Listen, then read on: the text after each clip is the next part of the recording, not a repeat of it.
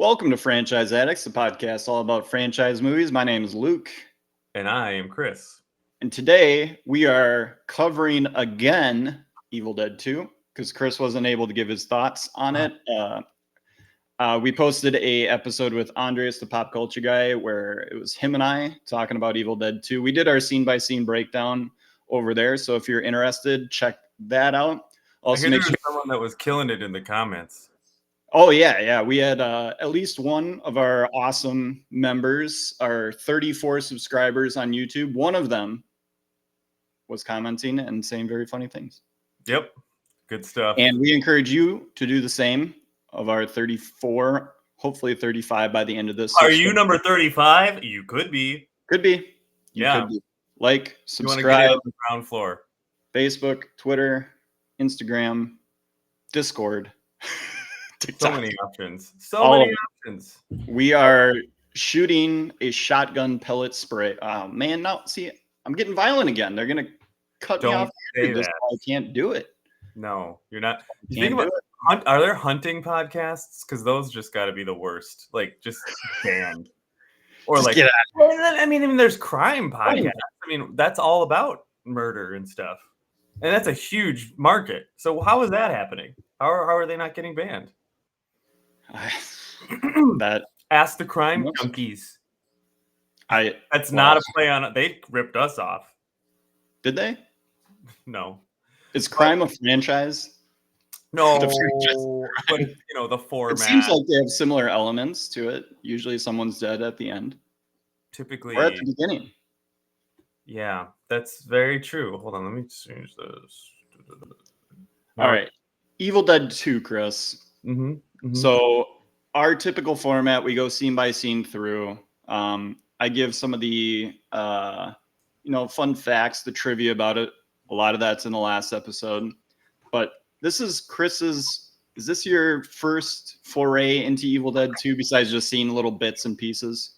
Yeah, and I actually never saw bits and pieces. So this is full on first. Full on, brand new. So yeah, our last podcast with two people that have seen the movie multiple times. Chris giving us the fresh take. So Chris, overall impression of Evil Dead 2. Let's start with a comparison to The Evil Dead. Did you think it was better or worse? I would say it is the same. What kind of?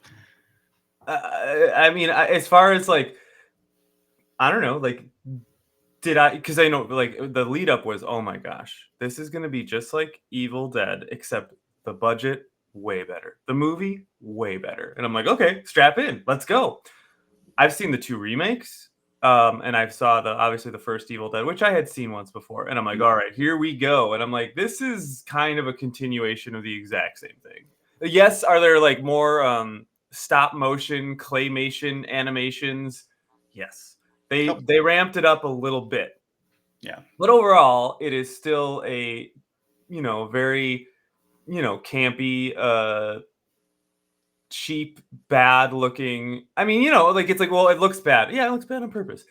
It's like got the fun energy of like an indie art school film project, which is great, as far as like, oh, they're gonna try some weird things that you would probably only try if you A, didn't give a shit, and B, did not have money, which is fun. Like, it's just like, hey, I'm gonna try these crazy camera angles. Creative. It's, kind of like some stuff that we would do if we were early, like, if I was just starting and trying to do tricks and play around with things to see the effect that they would have, yeah. So like as an exercise, I think it's a successful exercise. It's fun. Is it funnier? Is it funnier than the first one? Shoot. I mean, I don't know about that. Ooh. I'd say it's just even the same. Yeah. I got a lot of, just like, it's the kind of the same thing, except we'll have claymation and we'll have this element of Ash as the guy that's in the house that he's just there because apparently they were like, we need to bring him back. I don't know. yeah, he'll go there in the beginning. Don't worry, it won't make sense, but it's fine. He will be So- there. He will have blood on his face, and maybe this will help you out a little bit. sure. So Evil Dead 2, though it is basically a remake of the first movie, is a continuation. So like the first 5 minutes of Evil Dead 2 is the Evil Dead just without all the friends. It's just Ash and Linda. So Evil Dead 2 is the next day. So Ash like kills Linda, who Linda is his girlfriend from the first movie. Okay. She's played by a different actress in this movie, so like it is convoluted. But like that is what's going on in the story. Is this is now day 2 of Ash And he in wants the to go cabin back battle. there. Well, he's stuck. The bridge is up. Okay, but why is he bringing someone there that clearly like seems brand new and like they don't know where they're going? Because they are recapping the first movie.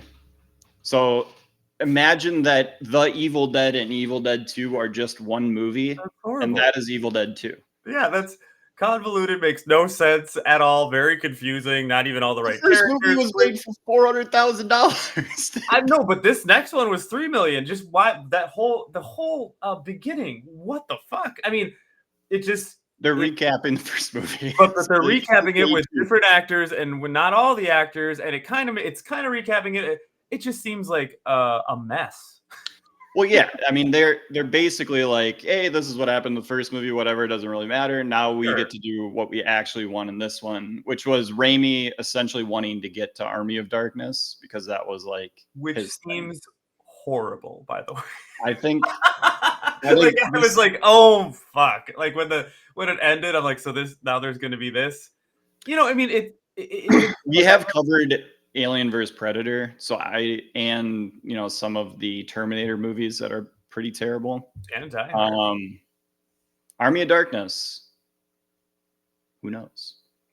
Yeah, so like it seems like this is one of those things that's more of an important historical entry in horror, in low budget horror, in so bad it's funny and good horror, VHS, the rise of VHS on horror, the rise of things that were definitely left of center that were gained cult popularity because I mean, and again, the ability for something to have a cult status due to the rise of VHS at the exact time, that was also, I think that's definitely a big part of the story. Yeah. And so like it's cool, and are all these special effects, which the way I kind of look at this entire movie is it's an hour and a half of like special effects, like low budget special effects. I mean, like, because really it's just like, all right, now this thing's coming out of the wall. Okay, Yeah. now she's possessed. Okay, now this guy's coming out of the wall. All right, now there's, that's fine. That's what it is.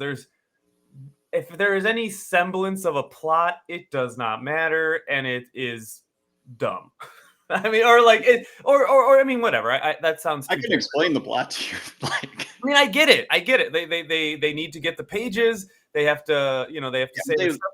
Annie, her parents were there, and her parents, blah blah blah, and her mom was. It's totally fine. Annie, Henrietta. Yeah, and so like I don't want to say, like I don't want to like just be like, oh my gosh, horrible, because I think it is cool, and I'm glad it exists, and I'm glad that these there's absolutely elements in here that you can tell as far as camera work, as far as all kinds of stuff that is incredibly inspirational for what's to come next. So, in that way, it's really, really innovative. And so that's great. That's great. It's like a really cool, exercise, really cool film exercise and a moment in history. As far as a movie to sit down and watch and be like, whoa, no, not for me. It's kind of like, okay, it's not scary, and it is repetitive. Sure. And so you're like, as far as watching it for a new cinematic experience, I don't know, it didn't necessarily quite do it for me. 40 years old. Exactly, right. And I have seen the remakes. I've seen obviously everything that's many things that have come out since then. So of course you look back, and not only time comparison. Let's just do it this way. Yeah. So, if you were alive in 1994, a little movie called Pulp Fiction came out. Yeah. 40 years earlier, in 1954, whatever the fuck black and white movie was coming out, like, yes, Pulp Fiction is way better and way more modern and way cooler. Like, Yeah, so I know. It just is like a part of its time. Like, you just Yeah. have to break from the like, oh, well, this sucks compared to modern horror. And that's good. And I was sitting there and I was Like, when was the last time you saw the first Nightmare on Elm Street? I've never seen it. Chris Yeah, hasn't like seen it's fine, but like I heard it's really stupid. But that's kind of the point too of these movies at the time. Yeah. They were defining a genre, but they weren't necessarily good. Exactly. And I think that's spot on. And also, you know, as far as the movies that we've talked about, everything that we've talked about is pretty modern. You know, I mean, I think Alien, Godfather and Alien are the oldest movies we've covered. Yeah. And those are more, you know, those were prestige movies with, you know, that were in the Hollywood mainstream system. Yeah. I mean, the Godfather was like timeless. So. Yeah, but they also had tons of resources behind them. Yeah. You know, this is big deal stuff. And so you can watch Alien and be like, oh, it doesn't look exactly like the stuff from today, but it's, I don't know. And there also is the timeless factor, which I don't know that necessarily Evil Dead has. Yeah. I would say the argument would be that horror can become timeless.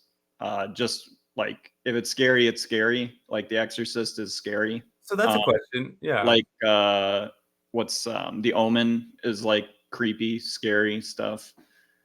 But like I get it. Evil Dead 2 is supposed to be seen, and I think is viewed now in hindsight as a comedy.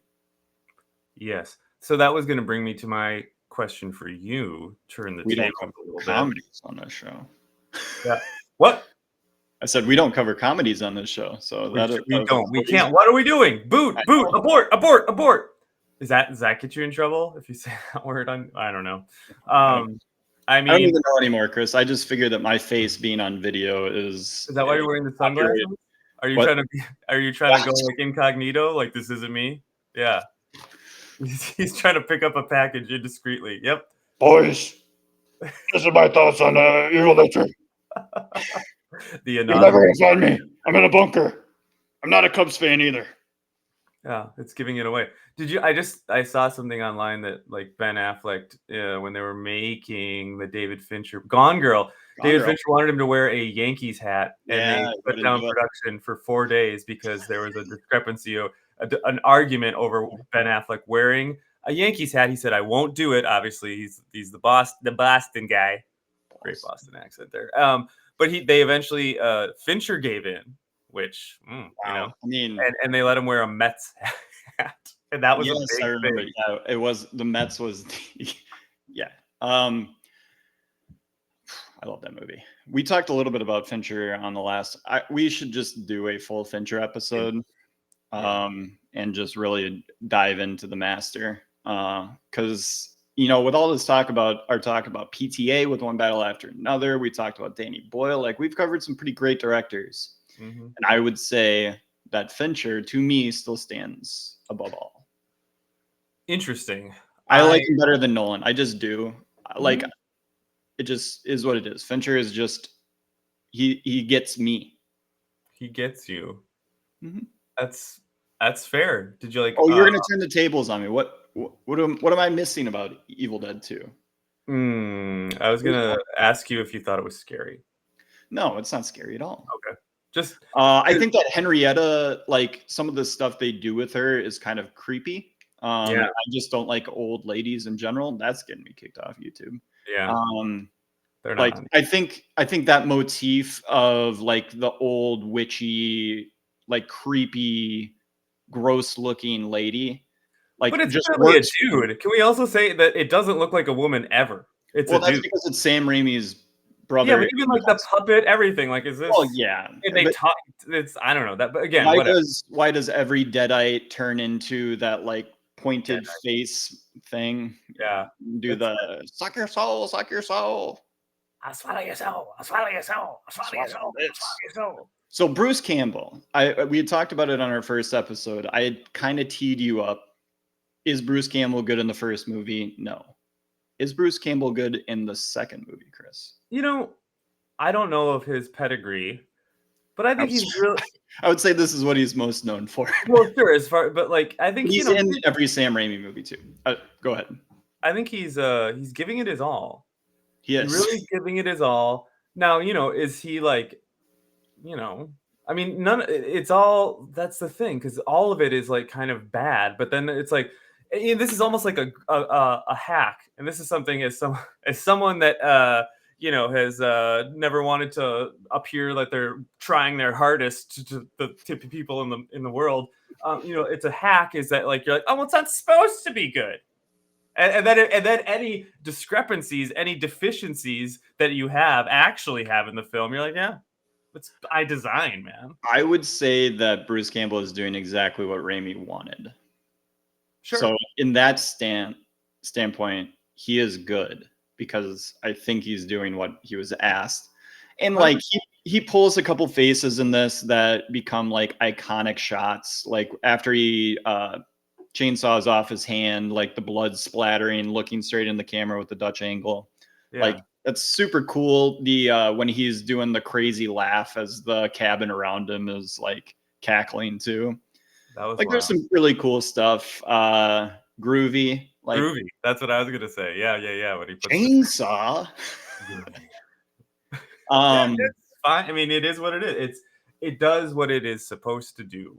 Yeah. I honestly think he's fantastic in the movie. I think he should get an Oscar for Bruce Campbell. Consideration. He was robbed.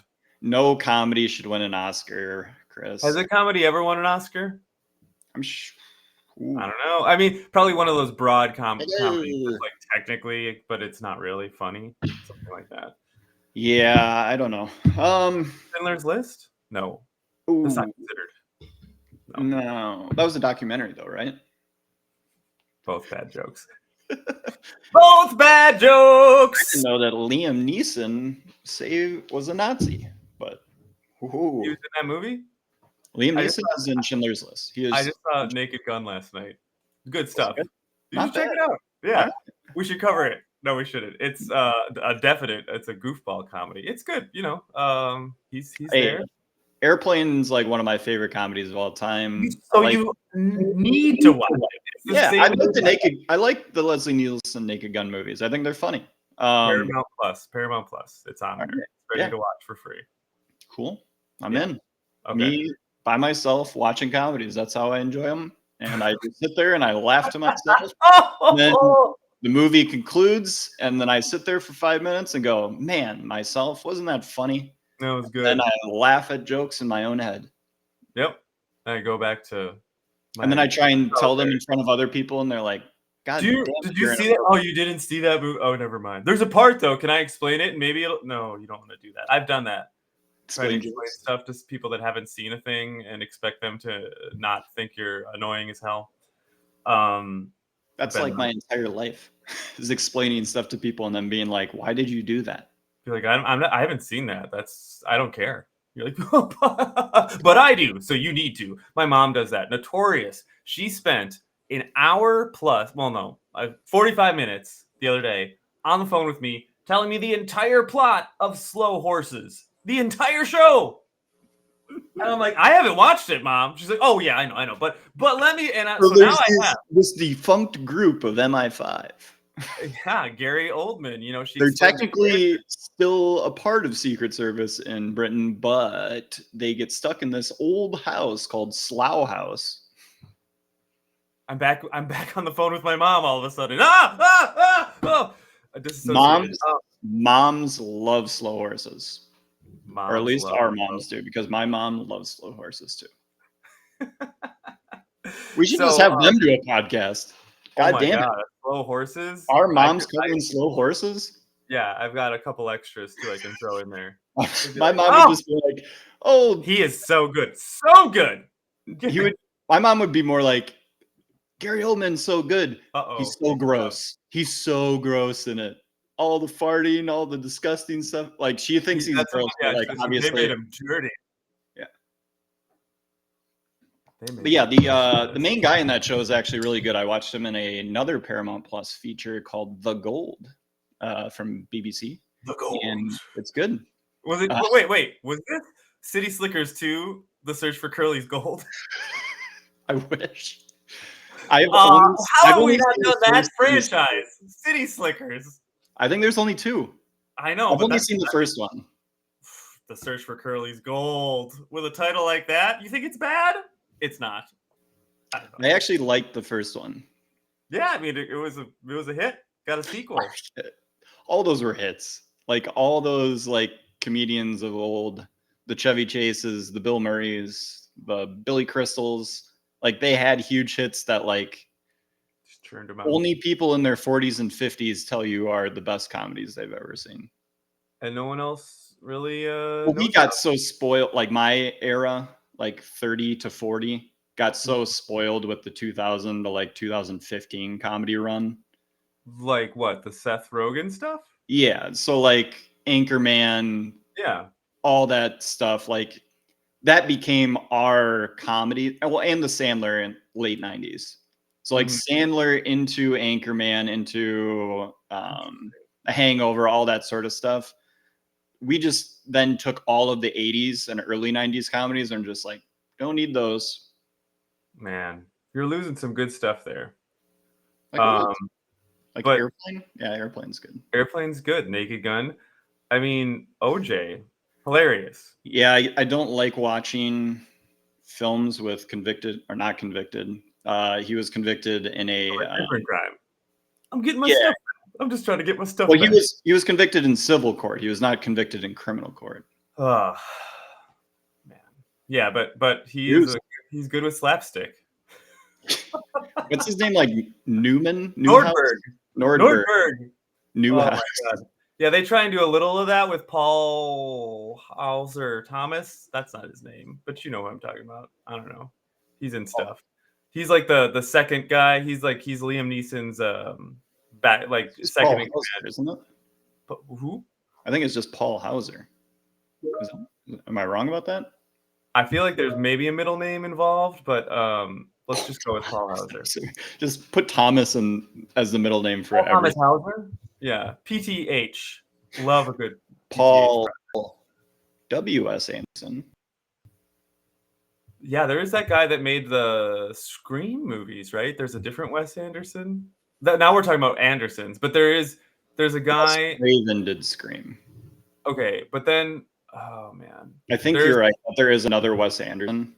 They did he did some other shitty horror movies for sure.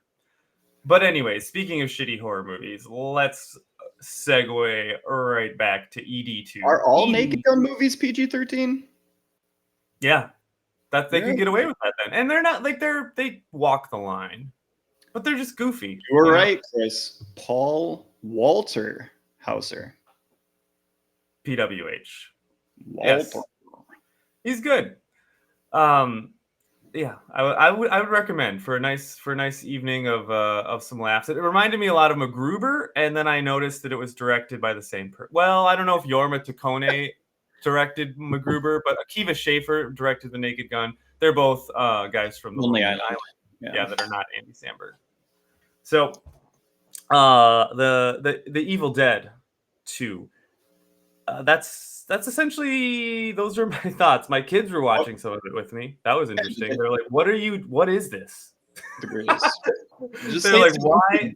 Like, just say it's like a YouTube video that like some 18-year-old far right person made. Yeah, I mean, maybe that would do it. I don't know. Got us kicked off again. Can't say far right. I meant like right-handed. Sure. They're far right-handed people. My Left Foot. Was that a political movie? I don't know. Think about it. Think about it. Just think about it. I think what's your favorite scene from it? Do you have a favorite scene? Yeah, I think I do. And it's such a good performance because there's like Bruce Campbell's in 95% of it, and then there's 4 other characters that don't do too much. They don't. He is definitely the main event, top of the call sheet. This is my favorite scene, though. Actually, what is the call sheet, Chris? What is the call sheet? Who else is on the call sheet? You said he's. Oh, sure. I mean, I have to look it up. I don't know these actors, but let's just look it up, Chrissy. Look it up. Let's see. So the call sheet, by the way, is who is like, you know, the top build, right? The call sheet. That's when you got to be there. Bruce Campbell, top of the call sheet, number 1 with a bullet. Ashley Ash J. Williams. Sarah Berry plays Annie. She's number 2 on the call sheet, if I had to guess. Where is Bradley Raimi or whatever Sam Raimi's brother? David Raimi is possessed Henrietta. You know, again, I don't. You say he's like six on the call. Yeah, let me see if I feel like he's got to be higher than. He's in a lot of scenes. Can you just and I guess that a lot of the other guys go away. Let's see. So it has Jake as number 3. It's Ted Raimi's 5. Really? On the Evil Dead 2 you know, so IMDb page. So I don't know if that's the literal call. Andres and I tried to figure this out. What is Jake's job? Jake is the man who is in a relationship with Betty Jo. It appears that they have like a tow truck that he is driving, but he has been called out to take a look at a bridge that has been destroyed. Why would a tow truck go out there? Well, you know, it's a small town, so the guy that does the towing is also the guy that fixes the bridge. He just anything road related. He's like he's the road guy. If it's a road, if it's a car, if it's anything, you know, that has wheels or has wheels on it, you're gonna talk to Jake. And he is. Why would he have had to go out there? And who gave him the call to go out there? Because it feels like whoever called him to go and check this out could have just explained the situation, and he would not have had to drive out there and then take a look and be like, "What are we gonna do with this?" That is my favorite part of like people that are like contractors or something. Like you come over to our house, like, "Yeah, I want to add a new addition to this bad boy," and like you explain it to them beforehand. They still have to come all the way out and really just talk you through everything that you talked over the phone one more time as they take a look. So maybe that's what he's doing. Well, you got to have something to build them for. Well, yeah, but like I could have explained over the phone, like. I know, but if I go out there, if I drive out there, that invoice is much meatier than a phone call. Yeah, you can charge. Like, oh my God, I had to drive an on-site, assessment. Yeah, so Jake's cooking the books. Jake's got to make ends meet. He's got to bill. He's got to be able to afford Betty Jo's chew tobacco habit. Yeah, and he needs some new overalls. Clearly. I wonder how these two crazy kids got together. Yeah, was Betty Jo just like Is that okay? Like, this seems like a little. It did seem a little off. It did seem like potentially Joe was like keeping Betty Jo down in a way. Like she just happened to be the pretty girl from this small town, and I don't know. I don't like it. It was a little suspect, for sure. It did not make sense. No, none of it makes sense. None of it makes sense at all. It doesn't make sense that they go through a portal at the end. That like more magic occurs. What else doesn't make sense? The entire cabin itself doesn't make any sense. No. Most it doesn't make any sense why where you would hang up a chainsaw, you would draw a white chalk outline. That's cute. That's really when it starts to lean into comedy. And you know, there's an aspect of it that almost reminded me of Looney Tunes. Yeah. You know, just with this really like kind of like, you know, campy horror touch to everything, but it was just, you know, insanity, things happening quickly, you know, so in that cartoon like way of like, you know, there's nothing that's really gonna take too long. A lot of the scenes are almost like self-contained, like, oh, he's got to cut his hand off, so like let's watch that whole thing, and then like that's it. And well, there's not a lot of stuff that adds on other scenes. What's up? Bruce Campbell like being possessed, like literally basically from the first 5 minutes of the movie when he gets thrown into the tree and then the sun eliminates his hard, those body slams. But like he changes back to a full zombie again later in the movie. Thriller style. Can you say Thriller style? Because that is what happens. They look when they get possessed, they look like Michael Jackson in Thriller. They do, yes. Yep. Like as far as their whole transformation, like, oh, so you now have really defined cheekbones and yellow eyes. And though, like, oh, that's defined cheekbones, yellow eyes equals possessed zombie.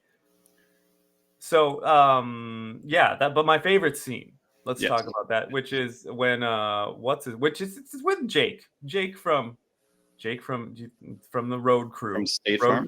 Yeah, Jake from State Farm. Maybe he was, like that's just their like, their shitty doing an insurance assessment. Their shitty their shitty branch out there, and Do you think that as destroyed as that bridge was, do you think that insurance would cover that, whatever insurance the state or municipality that built that bridge, do you think they had that bad boy insured? Well, I wonder if it goes, the premiums are higher because it's on an ancient burial ground. Well, and it seems to like be the only connection other than a secret pass to this island woods area that has a single cabin that is like the highlighting feature of this area. Yeah. Like this person built this cabin out here, so we had to build a bridge, and now that is the only way to get there unless you know a local. And like, what are the locals? Like, who lives there behind the cabin? Like, where is it? Cabin in a neighborhood? Do those ghouls have like a watering hole that they go to, or like a local anything? Or is it just a cabin in the woods? I have no idea. I mean, who knows how long the professor and his wife were visiting the cabin, how much a part of the community they were. Like, we know that none of like the crazy stuff happened until he started reciting, words from the Book of the Dead.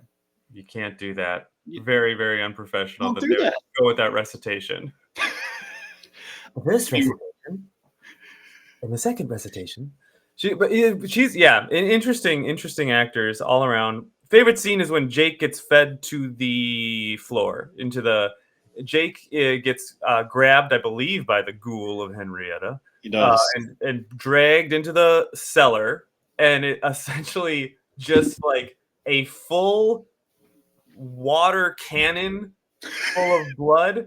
Like they've just like gone down one of those like water rides, and it's just like everywhere. So much so that you can hear the liquid pool up on the floor. You can see it kind of, so much is happening that it can't even be absorbed. And you can see that it's clearly red water of some sort. Not necessarily a consistency of blood, but it's just so extreme. I think that was one of the maybe most iconic. I don't know. I'm making this up, but I think it's very iconic because the whole idea of really schlocky, campy horror of just having blood like squirt out in a way that's clearly not real is a tradition that's been carried on. And you see that in a lot of the modern exploitations.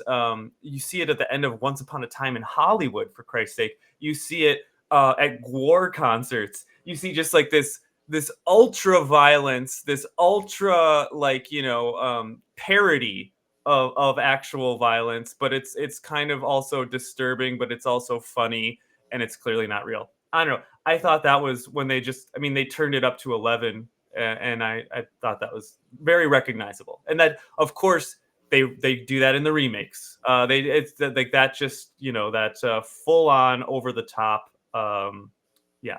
ChatGPT has just confirmed Tony Gardner was on the makeup crew for Michael Jackson's Thriller. He also worked on Evil Dead 2. Hell yeah. Great fucking pull, Chris. All done. I know what a video, what a song, right? I mean, do you know Vincent Price? He got offered like something like $1,000, or he could have gotten like residuals on the song. And he was like, Who did the guitar lick for that? It's somebody famous. No, that's Bad, or that's a different song. Yeah, you're right. That's Bad. And isn't Bad directed by Scorsese or something? Probably. I don't know. That's awesome. I know Scorsese directed one of the Michael Jackson. I can't remember if it's Bad or Thriller. Bad, and then there's also Beat It. Bad and Beat It are the ones with guitar riffs. Thriller, no guitar riff.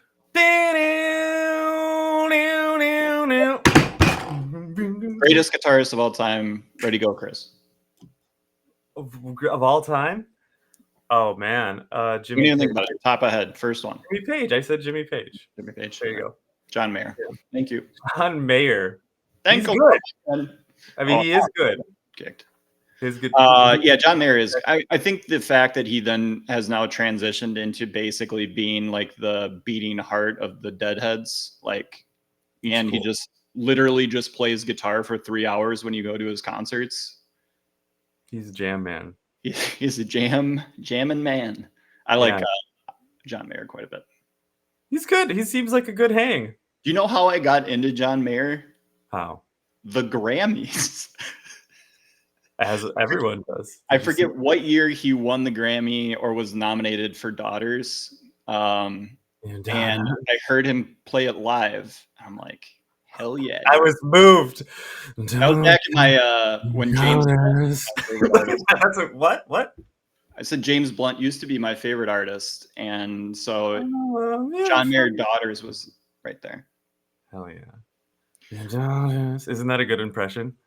Hey Luke, it's French. You gotta really eat the mic. You gotta be French. Your body is a wonderland. Your body is a wonderland. That's my favorite John Mayer to do, because it is just like him, full John Mayer. Your body, wonderland. It has to come from your chest, Chris. Like you're not even like singing with your throat at all. It is just like hold my hand, you're right, Wonderland. I love it. Yeah, I did Hootie and the Blowfish the other night for people at a bar. Sometimes it's crazy, and I wonder why. Great bit in Ted, the movie, where he just said that you can sing any Hootie the Blowfish with the syllables E-I-O-U. Yeah, which is Pearl Jam. They're talking. It's the Pearl Jam. I think we've talked about this on this show, that all the bands that copied Eddie Vedder's like my baby. Hell yeah. There's a lot. Stone Temple Pilots, Creed, fucking Hootie and the Blowfish, the rest. I still can't believe it. It's on social media all the time. I can't believe that Eddie Vedder at, what was it? Cubs game? No, the one where he climbs into the rafters because his mic got like screwed up, and so he climbs up and he's like hanging and like singing the song. Fucking badass. I hate Pearl Jam. What? Oh man. I just don't. Well, I hate them because of how much people like them. When I listen to them, they're like fine. You can have them on the background. No, it's not about them. Really. People rationally like them. People think over they're Pearl Jam the bands of all time. Yeah, they're great. They're great. I mean, if you're talking about grunge, you're talking about Nirvana. Talking grunge. Pearl Jam. They're not about Soundgarden. Talking about Alice in Chains. I don't know, but they're number two. They're at least number two. And yeah, their first, I don't know, at least first 4 albums are pretty badass. And then they kept making, and they continue to make albums. And you know what? Good for them. Good for you, Pearl Jam. Good for you. Unfortunately, they give us kind of a look into what Nirvana could have turned into, and thankfully they didn't. So Eddie Vedder, you should have just kept in time. What? I said Nirvana gets to like stay in time, whereas like we still have young and angry. Stay young and angry, right? Well, it's it's like my feelings towards Dave Grohl. It's like I could care less about Dave Grohl now, but I'm happy he's in Nirvana. Yeah, he was an amazing drummer. One of the best. He took John Bonham's, hitting the drums, like murdering the drums. Sorry, YouTube algorithm, but just hitting them hard as fucking hell. Do you know who hits them even harder? Who? Philip Collins. No. Dude, listen to Phil Collins. Okay, I'm sorry, Phil. That's nice. I get you're a drummer. You're doing the drum, Phil. You're in the air tonight. We get it, but you're not hitting those drums. Listen to any track on In Utero. It's violent. Well, it's violent it's drum. a different, yeah. I mean, it's a different genre of music. Yeah, I mean, and so yeah, I mean, if Phil Collins bangs a drum. I'm not just saying that because I love Phil Collins. Phil Collins hits the drums as hard as he can every time. He just imagines they're his ex-wife. But yeah, Phil. No, Phil. Phil Collins when I went to tour the studio of the Tonight Show in 1999 when I was a freshman in high school. The only vacation I went on with my parents or my dad and my stepmom ever. I think that's true. We went there and Phil Collins, we saw him getting into a limo because he was going to be there later performing his track from the Tarzan movie. Which one? There's a lot of good ones. Animated one with a fucking Phil Collins song from it. No, he did the entire soundtrack for it. I don't know. Every song in Tarzan is Phil Collins. What? Said every song in Tarzan is Phil Collins. Okay. I mean, what an obvious pairing, right? Phil Collins, Tarzan. World where there's beauty beyond belief. Yeah. You know, feel the things I feel right now with you. That's what I got. I can feel it. I can feel it coming in the air tonight. Also, hold on. One of the crazier talking voices to singing voices, Phil Collins. What does he does not sound like he sings. Hello, my name is Phil Collins. Well, he's very English. Oh, hello. Right. I think he has like more of a Liverpoolian accent, so a little bit more like the Beatles. The Beatles. Hello, my name is Phil Collins. Hello. By the way, I want to start making all of our British listeners on screwing up who has what type of accent. So real quick, and then but the Ed Gein show. Did you watch any of it? You're aware of the cultural thing. No, but we've talked about this. I know enough about Ed Gein that I don't need to watch it. But I would. Here's the thing. So it's all about the big takeaway is what's his name? Matt Hummus, the guy's voice that plays Ed Gein. I don't know. I forgot his name. I don't know anything about the show. It's Bullwinkle, everybody. It's Bullwinkle. Because I don't know. I'm just trying to find something here with Mother. You know. That's what Henry Zabrowski during the last podcast on the left. He does that exact same voice for Ed Gein when they're going through it. Yeah, I mean, that's what he does the whole movie. I'm just gonna break into that, especially being a Wisconsinite. It works for me. Just like God is my witness. I told him. You know, well, I didn't know. I just I guess I got a couple bodies on the back 40 there. Yeah. Yeah. Go pack, go pack, go. Oh, yes. Oh man, I had to look. Ed, we're here regarding a missing lady from the town. We didn't need to know the update on the Packers scores. Oh, I'm so sorry there. That would have been a fun Fargo. Oh, I'm so sorry. I was just there carving out something in my basement there. Oh, don't you know? I'm so sorry.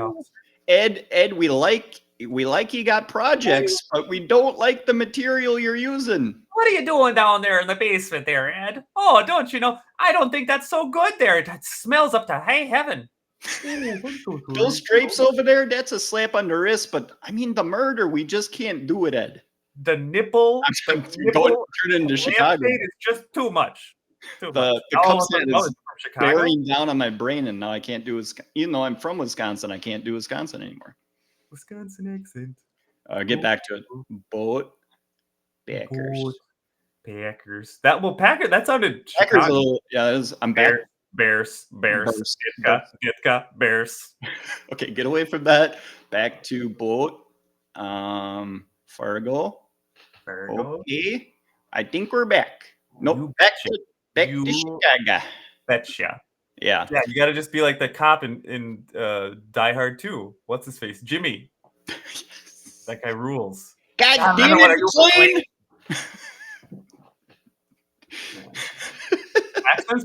Accents are fun. I love them. The Chicago ones are great. I could just watch. Could we? No, we can't. Not a lot of Chicago franchises. That's the Cubs, the White Sox, the Blackhawks, the Bulls. Doubles. The Ditkas.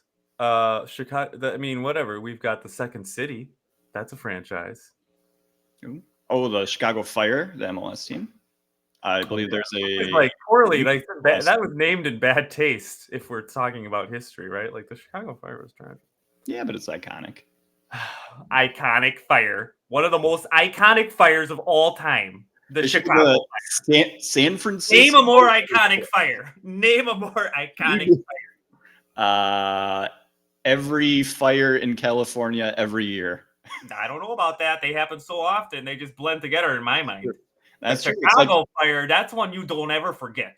And that shaped the city. I'm Jody Comer. I'm smoking my cigarettes in the laundromat. I'm telling you all about the guys in the bicycle gang, okay? That's actually people out there that have not seen that movie. That's really close.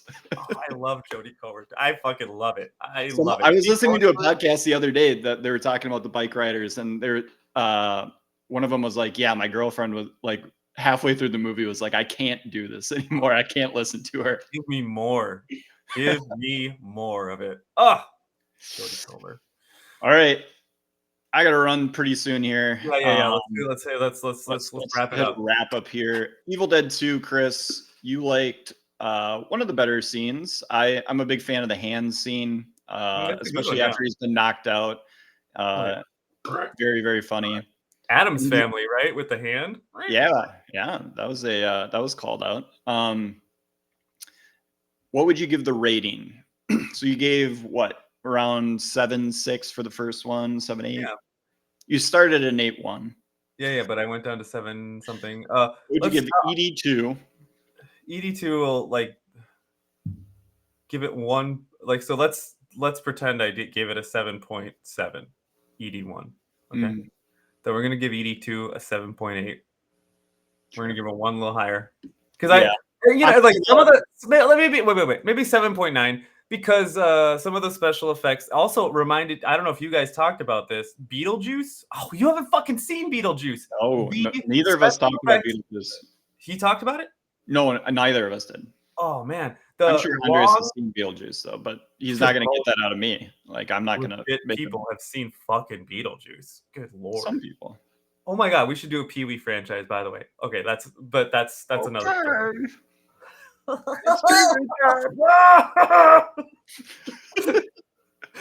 Fucking the documentary Pee-wee Herman as himself. Everybody watch it on HBO Max. It is fucking amazing. Okay, that's it.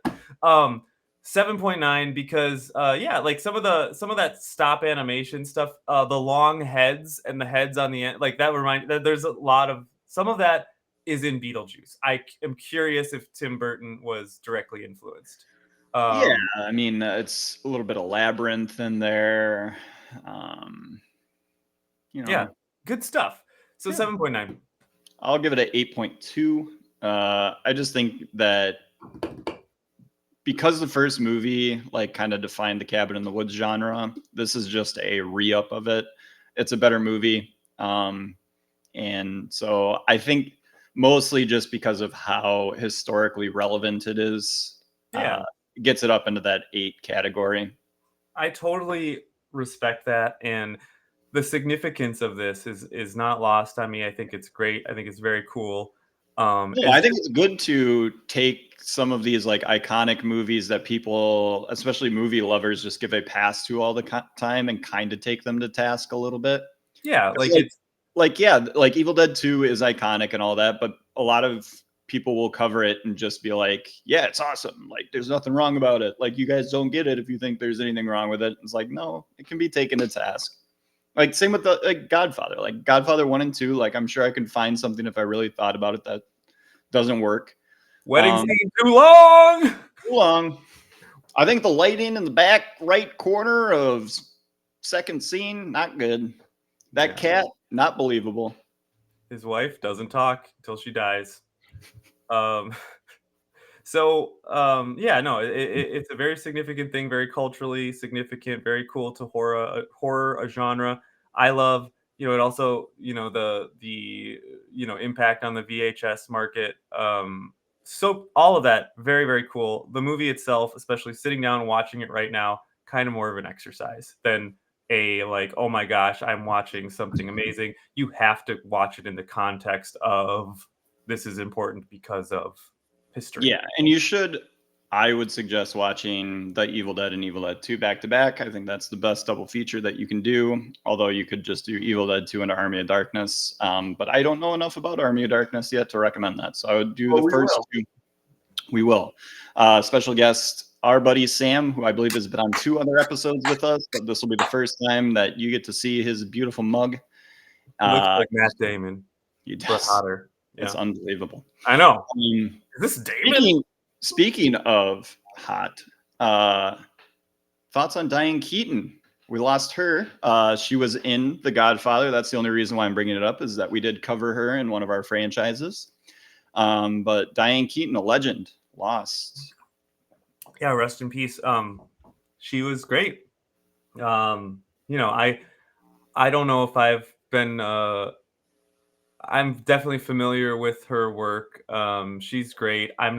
She's not in my like list of like, you know, biggest favorite stars ever. Like I don't She's really like follow her career because a like staple what was of her films. later work was like not movies that were really aimed at me.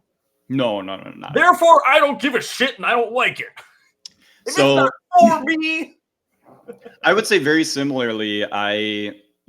Whatever I'd seen her in the Godfather movies. And then I it was think just like a bunch of adult romantic comedies. Yeah, I think I criticized her a decent amount in the first Godfather movie, which probably wasn't very kind. But the movie for me that clicked, where I'm like, oh, I now understand Diane Keaton, what the draw is Annie Hall.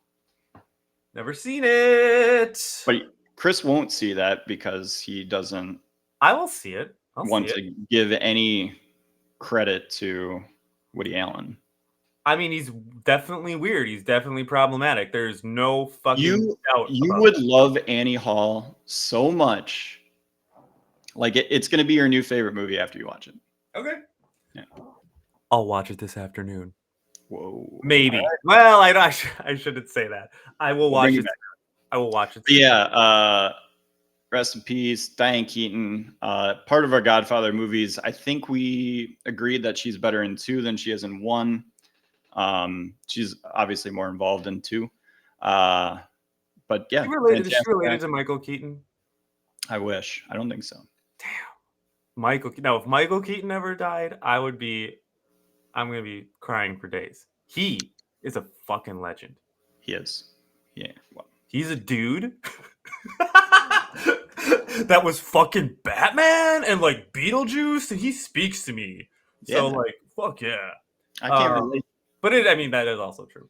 I love Michael Keaton. So, you know, we still have one good Keaton left. One good Keaton.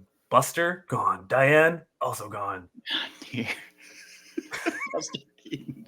The first Keaton. The last Keaton. Starring Daniel Day-Lewis as Michael Keaton. That'd be hilarious if there was like a 22-year-old actor or actress that breaks on the screen that's also last name Keaton. The Keaton legacy continues. The legacy continues. I feel like there's a football player that was that's a running back on the Ravens that might be named Keaton as well. Keaton Mitchell. There was you're right. Yeah. There was a guy on the Badgers basketball team in the early 2000s named he also went to high school at Memorial High School in Madison. I do not believe he went on to play in the pros, but he was a rather successful college basketball player named Keaton Nankivell. Nankivell. That's cool. Nankivell. So he was a big deal in my hometown of Madison, Wisconsin. And then he played for the college that is located in Madison, Wisconsin. And he was my favorite player for the 4 years that he was there. Last thing, we'll talk about sports. I know you're sad about the Cubs loss, but are you loving the fact that the Brewers are just getting railed by the Dodgers? though I have a German heritage, and Schadenfreude is an important part of being German, in which you take pleasure in the misery of others. Yeah. I thought that was how you live. I don't know. Is that weird? No. I would say that I just expected the Dodgers to beat the Brewers, so I'm not like happy that the Brewers are losing. This is what I expected. Just like I expected the Cubs to lose to the Brewers, so like I just got what I expected. You think? Yeah, and obviously the Cubs would have lost to the Dodgers, in your opinion. Yes. Oh, yeah. It would be even worse than what the Brewers are currently doing. Like by like game 3, the Cubs would have been like, well, we don't have any pitchers left, so like, we just concede? It's gonna be rough, but it's been fun to watch. Yeah, go Brewers. All right, so Army of Darkness is coming up next. We're excited. We're loving it. This is a fun franchise, and we'll see you soon, right? You bet. Yeah, next week we'll be on.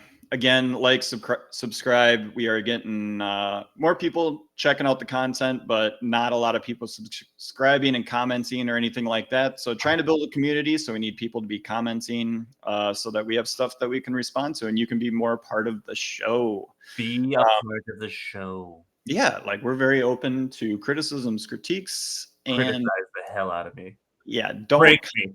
Don't compliment anything that I do because I will not believe you, and it doesn't matter. Please compliment me. You can do that for Chris. I live off validation. Post all comments towards Chris.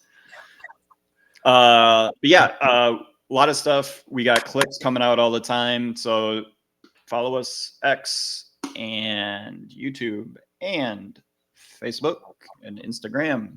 You'll Everywhere. Also. We did. So I split the show I did with Andres into us talking about Evil Dead 2 and then us for an hour and 45 minutes just talking about movies because that's where the conversation ended up going to. If you want to hear any of my rankings of Christopher Nolan movies, Paul Thomas Anderson movies, what else did we do? There was at least one more where I really did my 5-to-1 on there. Sure. But yeah, we talked about a bunch of them. We talked about how Spider-Man 2 might be the best Spider-Man movie. Even though Across the Spider-Verse is loved by lots, I disregarded it because it is animated, and I put those in a different category. Yeah. All right. Cool. Well, yeah, everyone check that out. That sounds good. I hope to be on an episode with Andres. Yeah. We will have him back on in the future. Yeah. He had a good time. I had a good time with him, and he is very knowledgeable and can keep the conversation going. So, yeah, it's great. Yeah, it's nice when we can bring a guest on, and any movie I pose and bring up, they've seen. So very helpful. That's nice. That is. Until then, enjoy your spooktacular October, and we'll see you next time for Evil Dead: Army of Darkness. Thanks, Chris. No!